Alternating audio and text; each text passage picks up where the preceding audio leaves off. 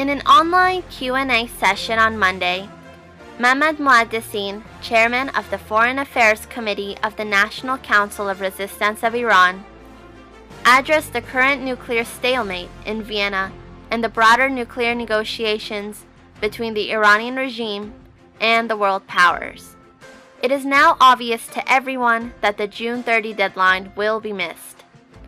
But what shocked the other negotiators during this round of talks was the fact that the Iranian regime rejected many of its parameters it had agreed to in Lausanne on April 2nd.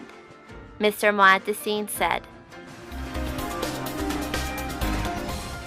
"The Iranian regime on Sunday amputated the hands of 2 prisoners in the central prison of Mashhad, northeast Iran.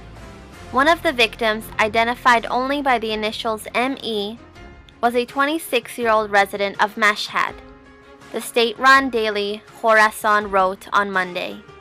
The second victim was not identified. The report simply stated that this young man was transferred from Khorasan Junubi province to the same prison in Mashhad where the sentence was carried out. State media claimed that the 2 men had been convicted of theft.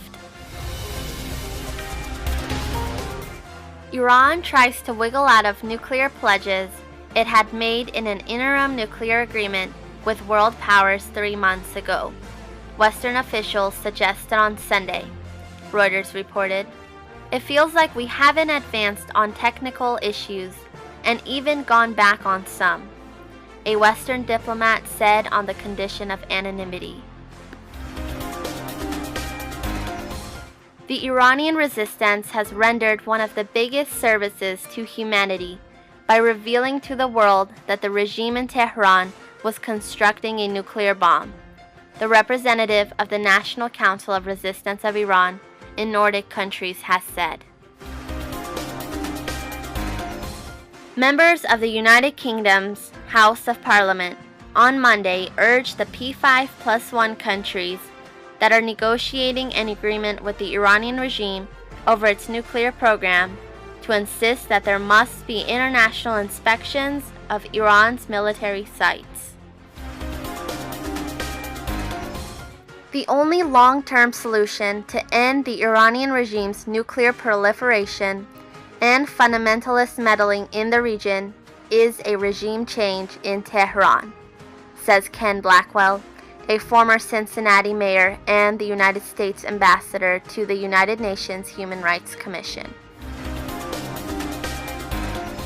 Western nations have a duty to support the Iranian resistance in its struggle to bring freedom and democracy to Iran, a vice president of the European Parliament has said, and regime change in Iran is needed to stop Iranian meddling in the Middle East and domestic repression inside Iran.